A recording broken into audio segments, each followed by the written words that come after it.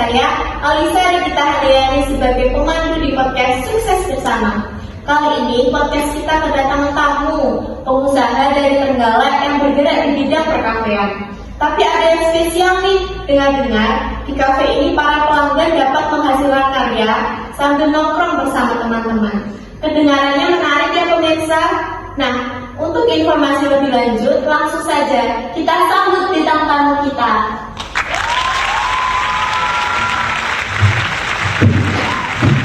Halo kakak-kakak cantik.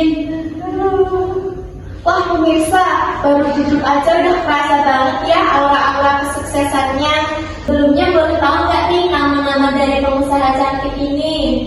Baik, perkenalkan saya Rizky Isra Nadira dan rekan saya Zulfa Maulidul Fadila. Kami sebagai owner dari perencanaan usaha yang akan kami buat. Oke, sekarang kalian sudah kenal semua ya. Selanjutnya, mari kita ulik lebih lanjut tentang usaha yang dimiliki oleh kakak-kakak ini. Oh iya, boleh dijelaskan terlebih dahulu tentang usaha yang kakak jalani saat ini? Jadi kami akan membuat sebuah usaha kafe yang diberi nama Palette Cafe. Kenapa sih diberi nama kayak gitu? Jadi rencananya kami akan menggabungkan dua konsep, yaitu palet sama latte. Itu kan palet kan sebuah alat melukis, terus latte kan termasuk jenis kopi ya. Ya gitu.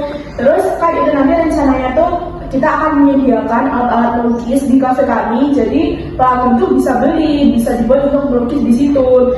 Terus nanti buat para pelanggan yang karyanya nggak mau dibawa pulang bakal kita pajang, dan untuk yang lainnya juga bisa membeli hasil karya yang ada di kafe kami nanti. Terus untuk kafe nanti itu akan diberi interior yang membuat mood kita tuh happy, kayak dibuat yang ceria-ceria gitu, warnanya tuh keren, bukan keren sih, kayak yang lebih apa ya, ceria, cerah gitu. Wah keren ya pemirsa. Kalau boleh tahu dapat konsep dari mana sih? Kok bisa kepikiran atau menciptakan kafe semenarik ini dan jarang diikuti orang-orang? konsep kafe kami ini kami buat berdasarkan perkembangan zaman, mengikuti waktu serta ikut selera anak-anak zaman sekarang. Di waktu yang modern seperti ini, apabila tidak mengikuti selera anak-anak zaman sekarang, maka apa yang kita bisniskan atau produksikan itu tidak akan laku atau terjual laris. Makanya kita harus pandai-pandai dalam mengelola, mendekorasi, dan jangan sampai budget atau kurang update. Wah ternyata begitu pemirsa latar belakang dari terbentuknya usaha Palette Cafe ini. Keren ya. Oh iya, sebelum kalian terjun ke dunia bisnis, apa sih yang membuat kalian memutuskan untuk menjalani usaha ini? Jadi awalnya kami ini ingin mengembangkan bakat dan minat yang kami miliki. Nah kan kita itu beramai-ramai ya, nggak cuma berdua aja. Dari kita tuh ada yang punya hobi dan suka banget sama karya seni, kayak dia itu selalu punya ide-ide yang kreatif. Dia itu sering banget melukis, menggambar. Terus tuh kalau mendekorasi tuh hanya pasti wah ini cakep banget, keren banget, lucu banget. Terus dari kita juga ada yang suka memasak. Nah itu tuh dia tuh sering kan banyak tuh resep-resep yang ada di TikTok, di Instagram. Dia tuh selalu memasak itu lagi. Nah dari situlah kami memulai usaha kami. Kami itu juga memiliki keinginan atau minat yang besar untuk terjun ke dunia bisnis.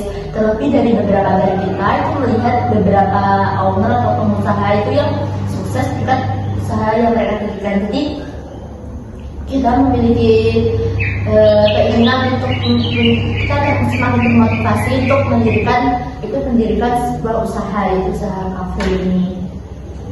Nah, nama usahanya kan Palette Cafe ya.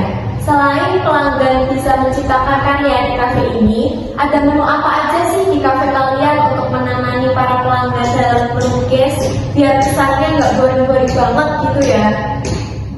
Untuk menu, karena target pasar kita adalah anak remaja dan sekolah, maka kami menyediakan makanan-makanan kekinian seperti dessert box, puding, steak ubi, pasta, mie, nasi goreng, kopi, es krim, dan lain-lain. Dan pastinya juga dengan harga yang sangat terjangkau.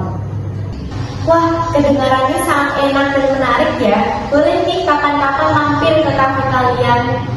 Oh iya, nanti rencana kalian promosinya akan dibuat seperti apa nih untuk menarik perhatian para pelanggan?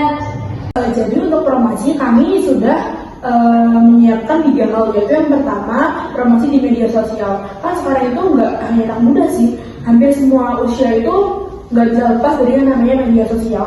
Jadi kami akan mempromosikan tentang kafe kami di media sosial dengan membuat yang pertama konten yang menarik dan sesuai dengan tren. Kemudian kami juga akan mengupload tentang kafe kami di Instagram maupun TikTok. Kemudian promosi di lingkungan umum.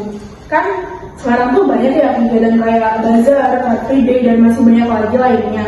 Nah, di situ kami akan membuka lapak, kemudian membagikan brosur tentang kafe kami. Kami juga akan menjual makanan dan kami akan mempersilahkan untuk para pengunjung mencoba makanan kami. Kemudian yang ketiga itu promosi dengan mengadakan promo-promo yang menarik. Yang pertama itu promo pada hari weekend untuk para pelajar. Nah, yang kedua itu promo di event-event tertentu. Misalnya ada hari Kartini, hari kemerdekaan, dan masih banyak lainnya. Kemudian promo untuk yang sedang berulang tahun akan kami berikan mini cake. Terus untuk yang terakhir juga untuk pembelian setiap paket melukis itu juga akan ada harga yang tersendiri, berbeda-beda. Wah, strategi yang hebat ya pemirsa. Emang udah cocok banget nih jadi pengusaha sukses di masa depan. Oh iya, di balik persiapan kalian yang sudah matang ini, kira-kira menurut kalian tantangan apa aja sih yang bakal dihadapi saat menjalani usaha ini? Untuk tantangan, kami memiliki 2 poin utama. Yang pertama yaitu persaingan lokal.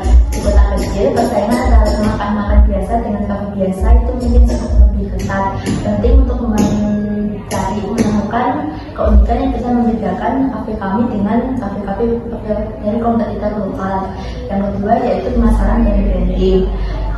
Membangun identitas merek yang kuat dan menarik perhatian pelanggan potensial itu memerlukan strategi pemasaran yang efektif. Quality Cafe harus menawarkan pengalaman yang bisa membedakannya dari kafe-kafe biasa atau tempat biasa. Nah, kembali lagi kita membahas zaman kita saat ini. Kan tren industri cepet banget ya berubah-ubah. Gimana sih cara kakak menyesuaikan usaha kalian dengan tren industri saat ini? Untuk mengatasi tren yang ada sekarang ini, kami melakukan beberapa upaya, yaitu yang pertama, kami akan membuat kafe ini ibaratnya itu sebagus mungkin dan instagramable supaya para pemuda atau para remaja itu suka berkunjung ke kafe kami. Kemudian kami akan melakukan event-event pada hari-hari tertentu. Misalnya pada hari Valentine kami akan memberikan sebuah mini cake yang bisa menggambarkan tentang perasaan kasih sayang.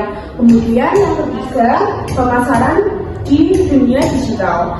Nah, sekarang itu harus banget kita menguasai dunia digital. Kami akan membuat konten yang semenarik mungkin supaya orang-orang itu tertarik dan ingin datang ke kafe kami. Oh iya, mari kita beralih ke para penonton kita. Nah, untuk para investor dan penonton yang sedang menyaksikan konten ini dan ingin mengajukan pertanyaan, waktu dan tempat dipersilahkan untuk bertanya.